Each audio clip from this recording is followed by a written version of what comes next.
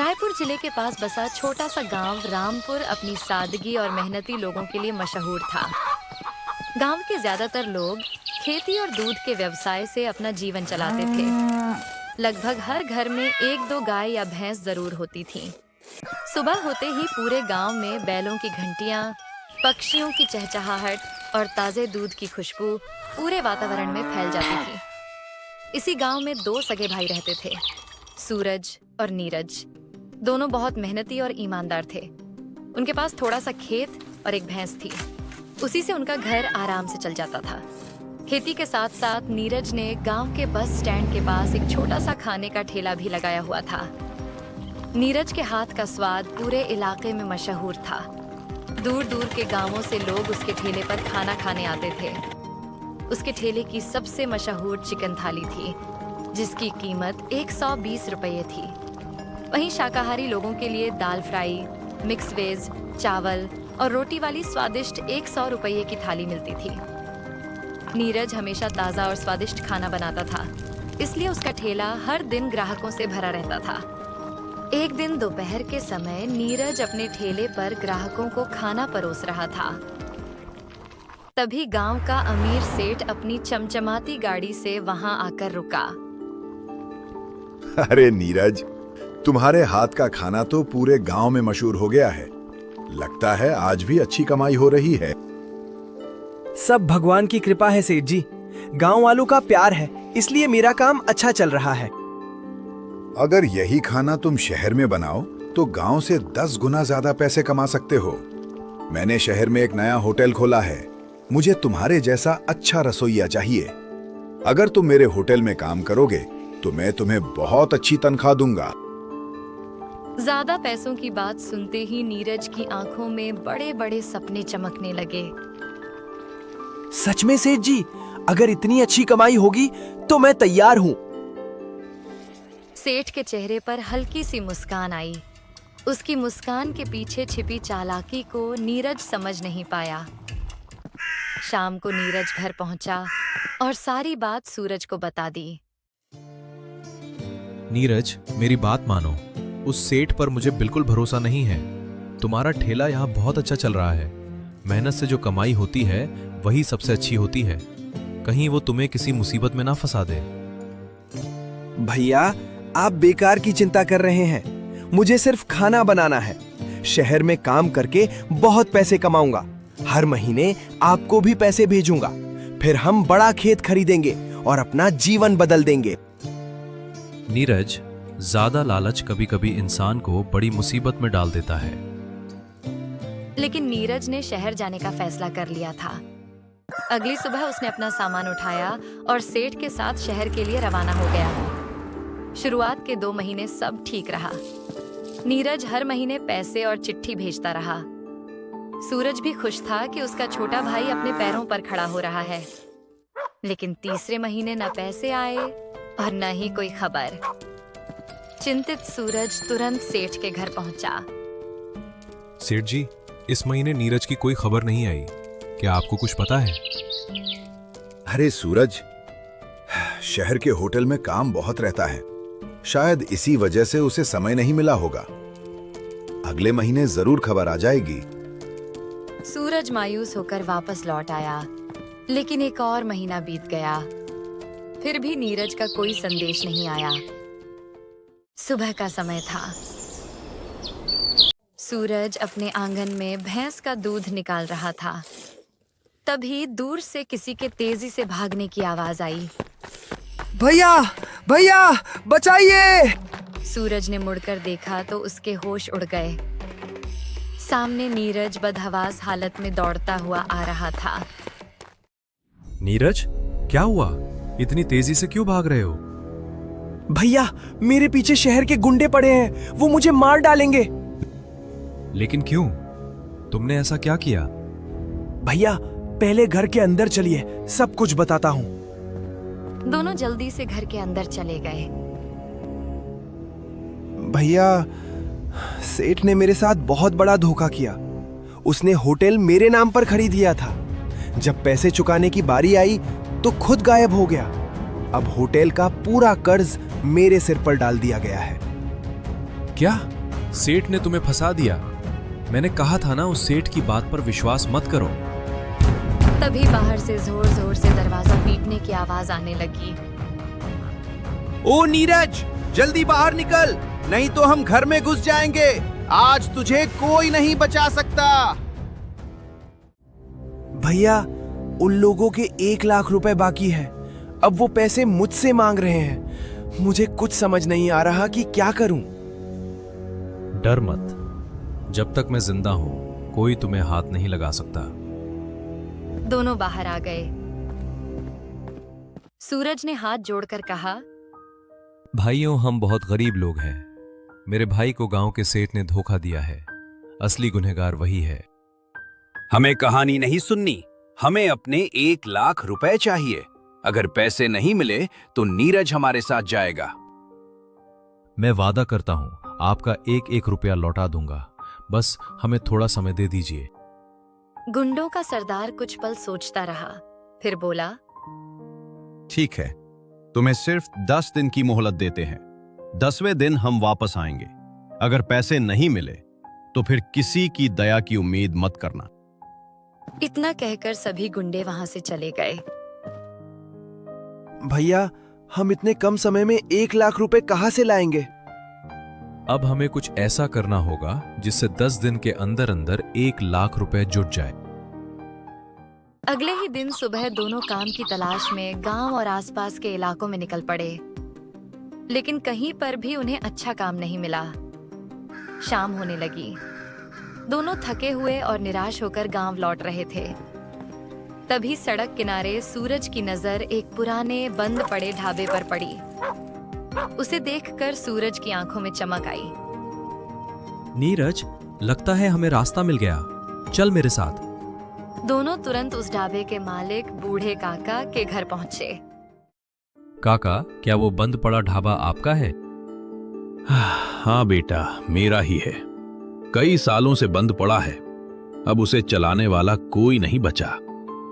काका, अगर आप अनुमति दें तो हम उसे चलाना चाहते हैं। दे तो सकता हूं बेटा, लेकिन वहां न टेबल है, न कुर्सियां, न कोई सामान। बिल्कुल खाली पड़ा है। कोई बात नहीं काका, अभी हमारे पास किराया देने के पैसे भी नहीं हैं, लेकिन हम धीरे धीरे आपको किराया दे देंगे। ले लो बेटा, वैसे भी अब वो मेरे किसी काम का नहीं है। यह सुनते ही दोनों भाइयों की आंखों में उम्मीद लौट आई। घर पहुंचते ही नीरज बोला, भैया, उस ढाबे में तो कुछ भी नहीं है, ना टेबल ना कुर्सियां। लोग खाना कहां बैठकर खाएंगे? यही तो हमारी सबसे बड़ी ताकत बनेगी। लोग हमेशा कुछ नया देखना चाहते हैं। हम ढाबे का नाम रखेंगे गरीबों का देसी ढाबा। यहाँ कोई दिखावा नहीं होगा। लोग जमीन पर बैठकर खाना खाएंगे, बिल्कुल पुराने जमाने की तरह। वाह भैया, ये तो सच में सबसे अलग होगा। कल से ही अपना ढाबा शुरू करते हैं, देखते हैं किस्मत हमारा साथ देती है या नहीं। अगली सुबह दोनों ने पूरे उत्साह से ढाबे की सफाई की और बाहर एक बड़ा सा बोर्ड लगा दिया, गरीबों का देसी ढाबा। यह अनोखा नाम देखकर कई गांव वाले उत्सुक होकर अंदर आ गए। अरे, यहाँ तो न टेबल है न कुर्सियां, खाना कहाँ खाएंगे? भैया, हमारे ढाबे का नियम है, हर मेहमान जमीन पर बैठकर ही खाना खाएगा। चलो भाई, आज यही अनुभव भी कर लेते हैं। जल्दी 2 चिकन थाली और 2 वेज थाली लगा दो। जैसे ही सभी जमीन पर बैठकर खाने लगे, उनके चेहरे खिल उठे। सच कहूं भाई, जमीन पर बैठकर खाने का जो आनंद है वो कुर्सी टेबल पर कहां। पूरा दिन ग्राहकों की आवाजाही लगी रही। शाम को जब ढाबा बंद हुआ तो नीरज पैसे गिनने लगा। कुछ देर बाद उसने उदास होकर कहा, भैया, लोगों को हमारा ढाबा बहुत पसंद आया, लेकिन कमाई अभी भी बहुत कम है। अगर ऐसा ही चलता रहा तो हम 10 दिनों में 1 लाख रुपए कभी नहीं जुटा पाएंगे। सूरज कुछ देर तक चुपचाप सोचता रहा। तो फिर कल से खेल बदलते हैं। अगर लोगों को हमारा अनोखा ढाबा इतना पसंद आ रहा है तो उसकी कीमत भी अलग होगी। कल से चिकन थाली 300 रुपए और वेज थाली 200 रुपए की होगी। अब देखना, किस्मत हमारा साथ कैसे देती है। अगले ही दिन सूरज ने अपने फैसले के अनुसार ढाबे की थालियों के दाम बढ़ा दिए।